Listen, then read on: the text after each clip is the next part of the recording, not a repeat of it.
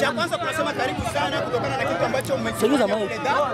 Nasema asante sana kwa kutuwakilisha. Kwa kwanza nitamani kuzungumzia kwanza kwa labda safari ilikuwaje na kwa shida hujaelewa, anasema kwamba hivi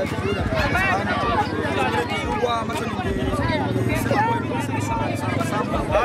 Mama kesi mkubwa sana kwa Kwa nianze mziki sio bwana hivi kwa sisi hapo ni wote wa badi sika ni wote familia ya Nyarugusu kwa sababu wote kwa mseme tu hivyo mwanangu niambia kwamba ni kweli labda na safari labda umeonaje mchoko nini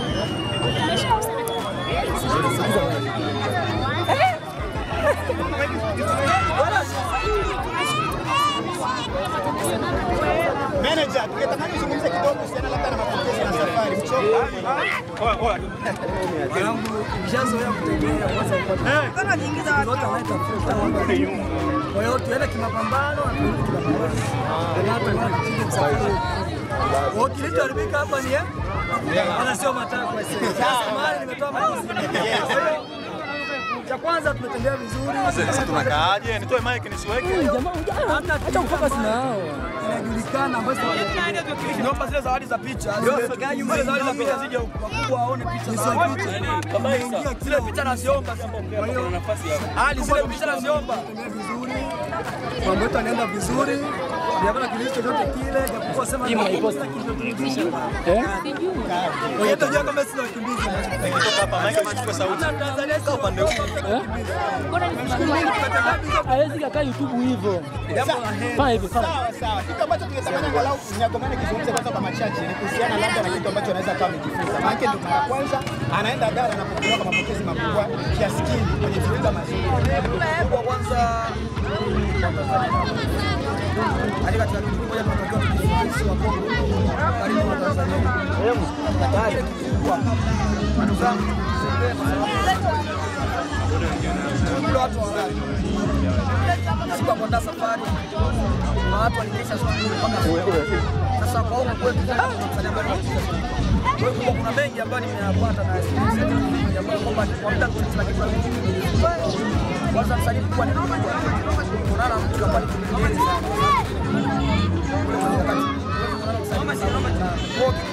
kwa sababu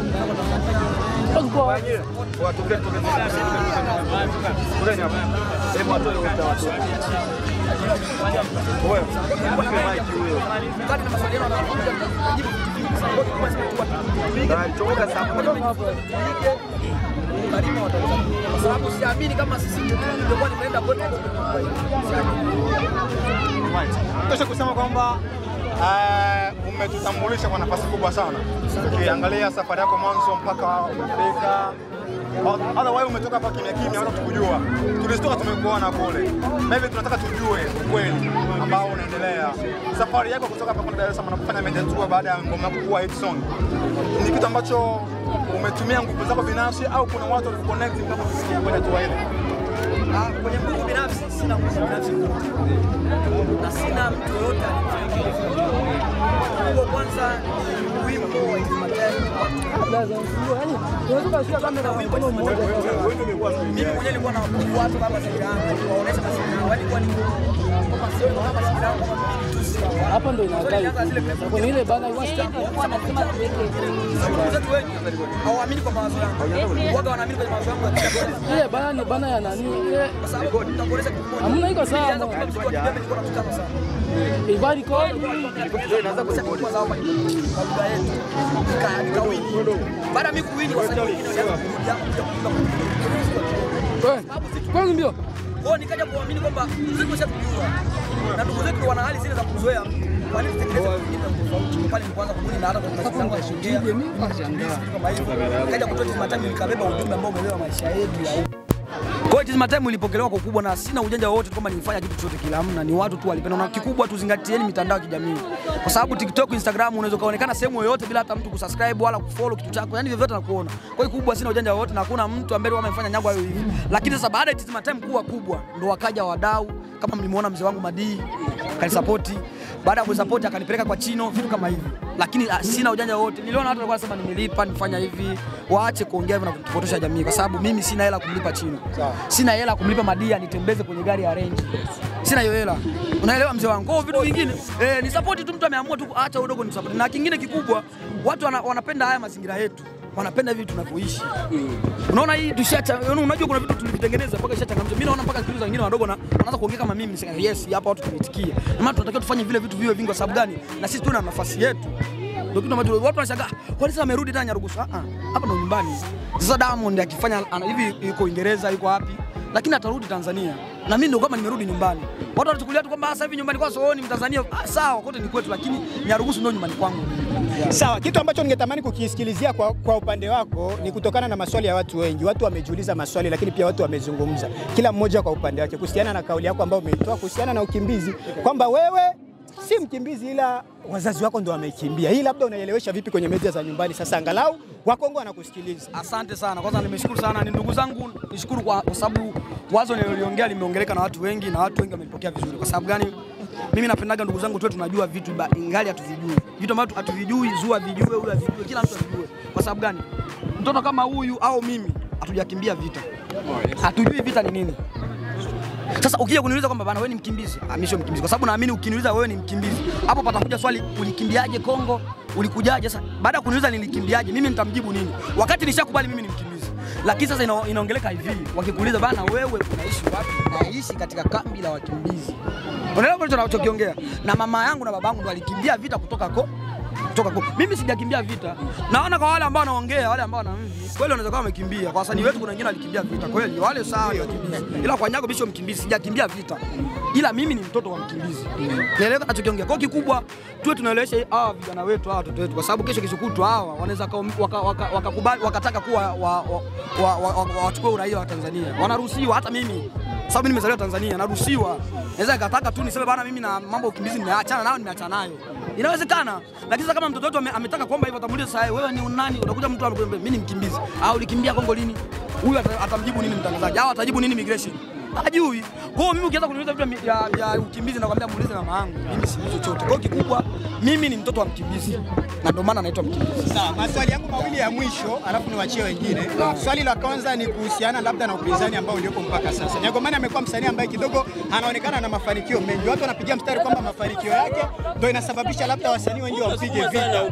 Hii labda inaweza ikawa ndio ukweli kwamba mafanikio yako ndio yanasababisha inatokana na vita ya watu ambao wanakuwa wanapiga kama wasanii, au labda ipo vipi? Unaweza kuizungumziaje kama chief?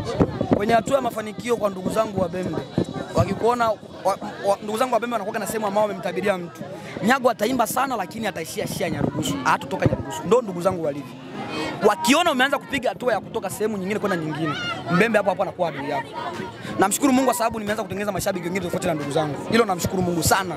Kwa sababu hii ingekuwa hatua ya mimi kuzima, isingekuwa hata msanii. Lakini namshukuru Mungu kwa sababu sasa hivi nimetengeneza watu wengi wa nje. Kwa hata ndugu yangu usiponisikiliza anasikiliza mtu mwingine. Kwa ndugu zangu ndio walivyo. Nitakutolea mfano. Hapa alitoka Polite, alitoka Diki, alitoka nani, wote wanaenda kufanya media huko, media tu. Ile ni kujitangaza. Sikatai zile media tu, ni kujitangaza. Lakini unajitangaza kwa namna gani? Je, unakumbuka ndugu zako kama wapo? Mimi sitokudanganya, mimi nafuatiliaga vitu vya hapa nyumbani kwetu sana. Mimi nafuatiliaga interview ya Diki, anaongea kwamba mpaka mama yake ishafariki. Ili Watanzania wamsikilie huruma. Huo ni ujinga mzee wangu. Mama yako amefariki, amekufaje? Wengine kusema mimi sio mkimbizi, wengine ukataa, lakini mimi nimeenda na ule uhalisia wangu. Mimi ni Mbembe, mimi ni hivi. Kama wataniua ni uweni. Lakini mimi hivi ndio uhalisia wangu kwa hapo.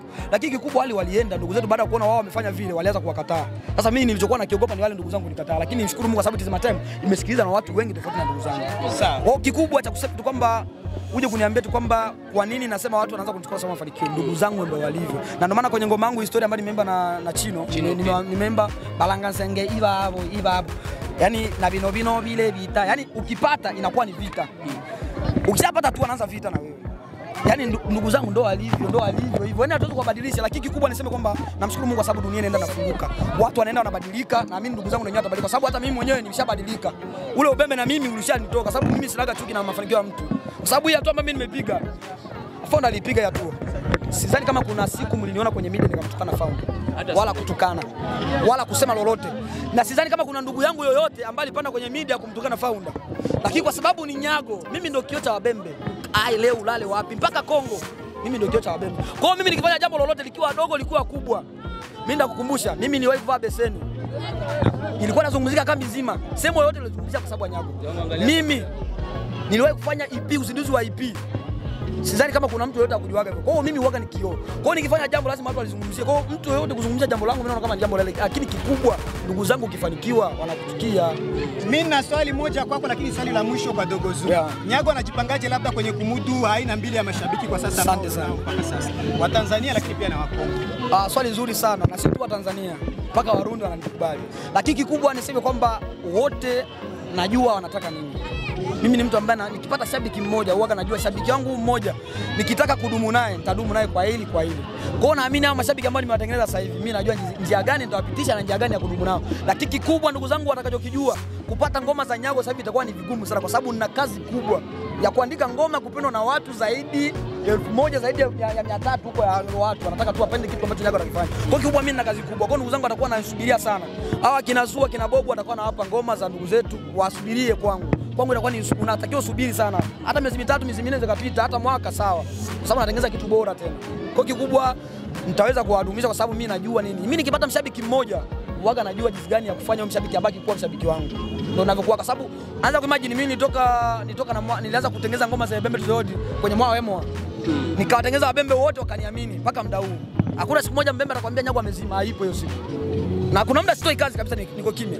Kwa kikubwa mimi najua jinsi gani ya kucheza na mashabiki na naamini wa Tanzania waendelee tu kunifuatilia mimi na Warundi endelee kunifuatilia, East Africa wote endelee kunifuatilia. Mimi naamini watapata vile vitu ambavyo wanavitaka kwa Nyago.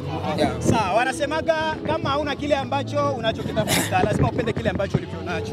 Dogo Zuu tumpe sifa kidogo angalau kwa sababu ni moja kati ya wale madada ambao wanatuwakilisha. Asante sana. Sio ushabiki lakini ukiangalia inaonekana hiyo numbers wapi na hatua zake. Dogo Zuu kulingana na hatua ambazo umezipiga mpaka sasa unajisikiaje na kipi ambacho labda unaweza ukawaambia madada ambao wanakutazama kwa hapa kwetu?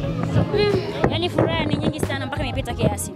Kozi nikizani kufika kule ni nguvu za Mwenyezi Mungu, lakini pia mimi naweza nikamshukuru Nyago.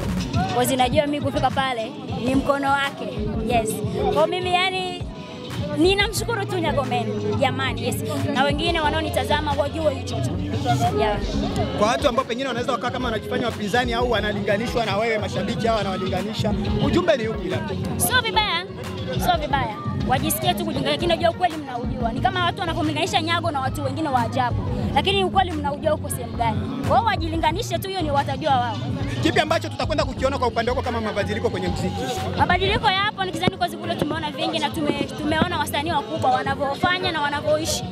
Na nikizani ile tumejifunza yao. Kule watu wanaishi maisha fulani huku tofauti na huku. Na nikizani nilipoenda kule nimejionea na tumejifunza pia. Kizani Sawa, swali langu kwa Beberu ni kwamba umefika Dar es Salaam na kuna mambo mengi utakuwa umejifunza. Natamani kujua kuna njia zozote ambazo umezitengeneza za kutupeleka international tofauti na Tanzania tu peke yake. Unajua hatua kwa hatua. Hii inaweza kufanya hata miaka 3 au 4 5. Mimi sijui Mungu amenipangia nini. Lakini kikubwa mpaka sasa hivi tuje kufuatilia na Tanzania. Kumbuka kuna miaka 4 Nyago ametokea huko wanapambana tu. Anataka apige hatua. Kwa tuendelee kusubiri, kikubwa tu ndugu zangu waachane na ule moyo wa kusema kwamba kwa sababu fulani kafanikiwa tuachane naye. Waendelee kutusupport kwa sababu mimi bado nahitaji support. Mpaka nimerudi hivi nahitaji support ya ndugu zangu. Na maana ningekuwa siwataki tena ndugu zangu ningebaki kule. Kule kuna watu wengi wananihitaji nibaki Dar es Salaam nifanye vile kazi zangu kule kwa sababu kuna watu wengi ambao wanakubali ninachofanya. Kwanza mimi siwadanganya, mzee Chino alikuwa ananiambia dogo utaki kurudi. Siwadanganya. Anaamini dogo ukikaa mbona unaua. Kuna wasanii wengine utawapiga chini lakini naamini kwa sababu ndugu zangu nawapenda. Kwa kikubwa wao wavumilivu, waamini kwamba ipo siku tutaenda international. Sawa. Unadhani bado unastahili kulinganishwa na wasanii ambao tuko nao Nyarugusu? Kivyo vyote vile, siwezi kukataa upinzani na mtu. Mimi ndo nilivyo. Kwanza mimi napenda hata hao ndugu zangu wote ambao tunalinganishwa nao wote tuwe sehemu ambayo ni ya juu. Kwa sababu na mimi tukiwa wengi tutakuwa na mapambano mazuri kwa sababu watakuwa wanatufuatilia kule, kuna maisha yao kule. Kwa hiyo kikubwa mimi siwezi nikakataa mpinzani wote atengeneze upinzani na mimi, atengeneze kazi kama za kwangu. Basi kikubwa tu tuwe tulinganishane kwenye level ambazo zinaelewa kama nalinganishwa na fulani. Kama huko tena kwenye level zangu achana mimi kabisa. Kwa sababu kuna muda watu watakwenda kuona kama kituko. Kwa sababu kama sasa hivi watu wanakuona kama kituko na watu wengine wanataka wafanye kwa sababu Nyago yuko kwenye nafasi hii wafanye tu. Waache kwanza. Watengeneze vitu ambavyo vitakuwa bora kama vya Nyago basi. Sawa, ulipotoa kauli ya kusema kwamba wewe sio mkimbizi, watu wengi walishout sana. Na ile nadhani hata kwako pia ilikufikia na kuna vile ambapo ulijisikia. Tunatamani kujua ulijisikiaje baada ya watu kutoa kauli nyingi tofauti na mitazamo tofauti. Kwanza mimi ni Nyago. Mimi nafanyaga kitu kwa sababu watu waendelee kunizungumzia. Ndio maisha yangu alivyo. Mimi napenda sana kuzungumziwa. Kwa kikubwa mimi naamini mtu ambaye anatoa kauli kwa sababu ya nyago awe hivi. Napendaga sana. Kwanza mimi napenda watu kuzungumzia. Kwa kikubwa niseme kwamba mimi ni mkimbizi kwa sababu baba yangu ni mkimbizi. Ndio. Mimi ningezaliwa Tanzania ningeniita ni mkimbizi. Kwa sababu nimezaliwa Tanzania. Sawa, baba yangu tu angekuja huku Tanzania akanizaa huku akaondoka akarudi tena Kongo. Mimi nikabaki hapa ningejiita nani? Ningejiita Mtanzania. Kwa huu ukimbizi nimeovaa kwa sababu bado mimi nautaka ukimbizi. Lakini hata sasa hivi nikisema mimi ukimbizi siutaki, sitakuwa mkimbizi. Ukimbizi ni yani vile unavyojisikia wewe mimi ni mkimbizi na wewe ni mkimbizi.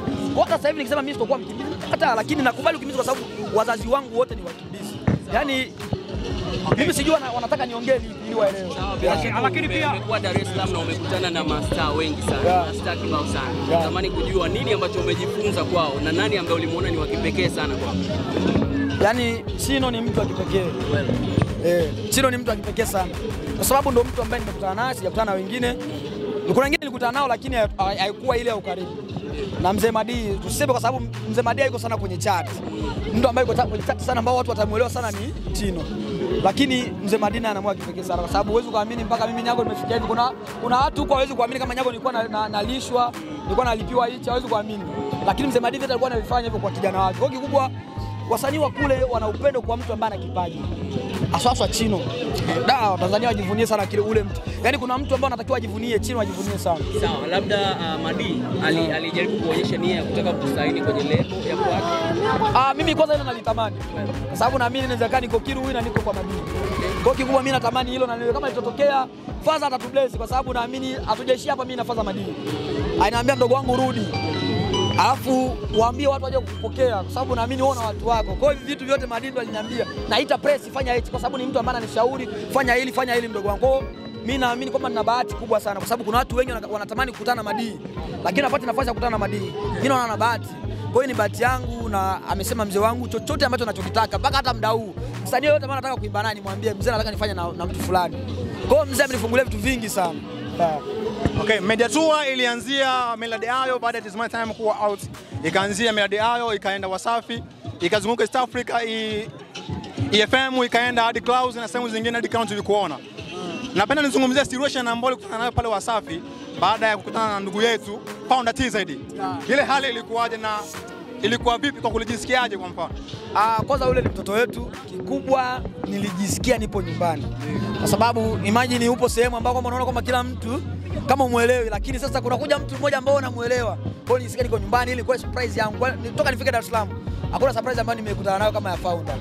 Kwa sababu kingine nitakachowaambia tunampaka ngoma, tumeambia tulikodi mpaka ngoma. Kwa amefanya mpaka mkakutana na Founder pale Maunyama mwenye kama mkutano. Mimi naamini ni watu wa WCB pale Wasafi.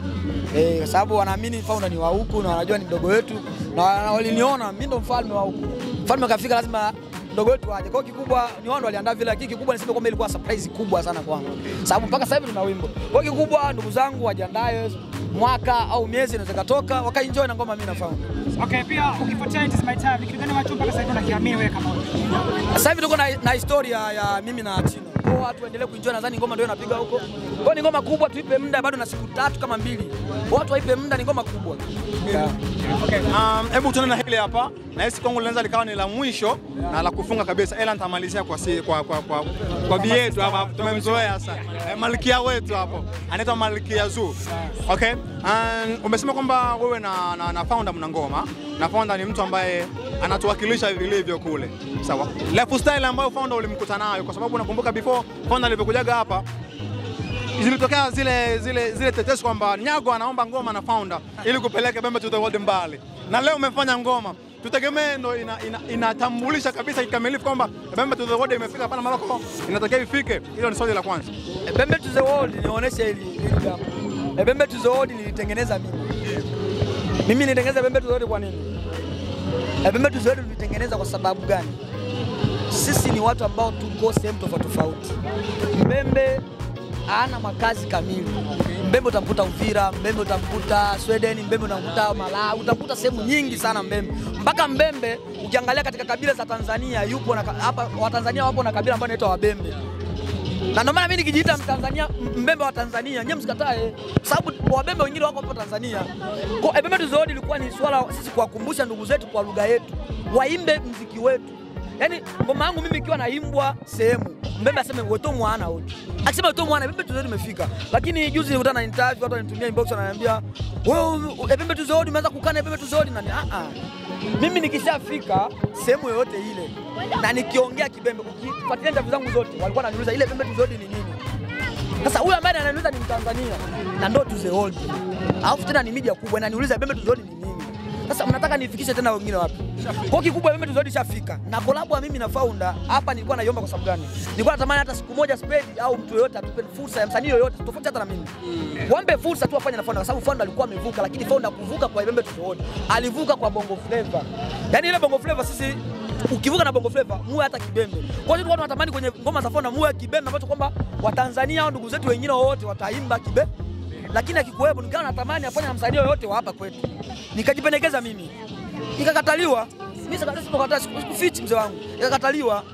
Lakini nikasema Mungu sio Asumani, acha niendelee kupambana. Nikaanza kutengeneza content zangu, niko kwenye vumbi, vitu kama hivyo, watu wakaanza kunicheka, Mwijaku Baba Levo nini nani. Nikamwambia nyama mnaweza kujua mali. Mpaka huyu Zuu ananiambia na wewe umezidisha. Sasa kila clip unakuwa unafanya hivyo kwa sababu gani? Nilikuwa natengeneza watu wawe na attention ya kunifuatilia mimi. Kwa hiyo nilipokuwa na attention ya kunifuatilia mimi ndio nikaleta It Is My Time. Kwa hiyo nilikuwa nataka wajue kwanza mtu ni wa wapi, anafanya nini. Alafu niwaletee wimbo ambao kwamba wao kisikiliza wanasema hapa kuna msanii. Kwa hiyo na malengo yangu yalifanikiwa, lakini watu wajue Ebembe Tuzo Award ipo kwenye nafasi nzuri mpaka muda huu. Ebembe Tuzo Award inaimba sehemu yote. It Is My Time ndio wimbo ambao mimi mwemo kibembe. Na visevyo kemba muziki wa babo ndo. Ile ni Kiingereza au ni kibembe? Au ile melody niliyotumia mle ndo nachanganya. Mle mna kibembe kimechukua sekunde kama 20 kibembe tu. Sasa ni hivi. Tujivunie hilo. Unasema kwamba ulikuwa unatambulisha Ebembe Tuzo Award kwa lugha ambayo ni ya kigeni. Watu wangetegemea pia kuona wazungu wakiimba kibembe nini kama hiyo. Washaimba. Badilisha kauli, washaimba. Kwa sababu It Is My Time inaimbwa sehemu yoyote. Mle mbo ekelebe le abase ile abase ya ujuma na ile bale abase. Elewa hiyo kodi. Alright. Abisebyo kemba muziki wa babo ndo ni wanani? Sio sisi. Sisi unataka tufanye nini sasa? Sawa, hebu tumalize na ile hapa. It Is My Time ni ngoma ambayo ilibeba ujumbe mzito sana kiuhalisia ya maisha yako kutoka ulikotoka mpaka hapa ulipo. Na moja kati ya ndoto zako umevitaja mle ndani kwenda Wasafi TV, hiyo imekamilika. Tunasubiri kwenda BBC pamoja na Bana Boy BT. Tutegemee lini au kwa muda gani hayo mambo? Kama nilivyowaambia kwamba ndoto zangu zozote zile siziongeagi. Kama hizi nimeziweza kuziongea kwenye It Is My Time niliziongea kwa sababu gani? Ni vitu ambavyo wish vifanyike. Lakini tushamaliza tumefika media zote za Tanzania, tumefika Wasafi. Zote zilikuwa ndoto zangu lakini Wasafi ndio niliona tu niwe kwenye ngoma, lakini kikubwa BT inatuchukua muda. Inatakiwa tupate promoter wazuri, watu wazuri wa kutupeleka muziki wetu, vitu kama hivyo. Na ngoma kali. Siku zote tuzingatie kwenye ngoma kali. Sio mimi, sio Zuu, hata mwingine anaweza kachukua beat akafanya. Mimi nimeshia hapa na sijaishia bado, naendelea kupambana. Kuna mwingine anaweza kafika hapa akapita hapa akachukua beat. Unaona? Kwa hivyo vitu tuamini, hata miaka 3 4 tunaweza kufanya. Mpaka leo tuna miaka 4. Mimi nimeanza na miaka 4 sasa hivi ndio kuja kufanya matukio kama haya au kufanya kitu watu, yani East Africa nzima inakuwa inanisikiliza. Ndio leo. Nimaliza na ile Nyago. Tumezoea wasanii wote kutoka hapa kwenda town kufanya tour media. Wanaenda sawa, tofauti na ambavyo umeenda. Sawa. Wanajipeleka kulipa na wanaenda kulipa media moja Wasafi. Ndio wanalipaga yeye. Mimi napenda nikamilisha kwamba wewe umefanya tour media, umeenda media zote kubwa. Sawa, kama nilivyosema hapo awali. Kila media ambayo najua kwamba ambao naifuatiliaga mimi nilikuona na ulifanya vizuri. Sawa? Hata ukizingatia kipindi founder ametoka, alienda pale East Africa, akaulizwa hizi heka huko kwenu, ni mtu gani ambaye anasimamia vizuri? Akasema Nyago. Alafu akasema yani Nyago, bila Nyago hizi heka haziende. Na ni kweli tumeona bila Nyago hizi heka haziende. Umefeel vipi kwenye tour yako na umeona ni kitu gani ambao wale jamaa wanakifanya? Maybe media zako zikifanya zitafika mbali zaidi na zitatufanya tufike mbali zaidi. Watu wa kule ni wabunifu sana. Media za Tanzania ni zinabuni sana. Nitakuletea mfano mmoja, nilikuwa nipo studio. Sijui kama founder atakuja pale. Lakini kaletewa founder. Ina maana ile ni content ambao wao ndo wametengeneza ile. Wamemuita Nyago tu aje kufanya interview, lakini wana tukio lingine ambao wamemwandalia Nyago. Kuna kitu kingine wamemwandalia Nyago, na ile kitu ambacho walikuwa wamemwandalia Nyago ni ile kuonekana na founder. Sasa media za hapa kwetu kuna ule watu wanatengeneza matukio lakini hawatengenezi matukio ya watu kuangalia wao ni kina nani. Kwa kikubwa natakiwa wao wanatengeneza content ambayo ina maana. Kingine tupunguze hizi content za kijinga. Muna, Muna ni nani? Yaani mtu anafundisha watoto wetu kuwa wajinga, tunamweka kwenye media. Anakuwa anazungumzika wiki nzima unakuta ni Muna. Wakati hivyo kina Bob, kina Janja wanatafuta interview kwenye media. Unayo vitu. Ndio maana mimi nakatazaga wasanii wangu wasifanye interview.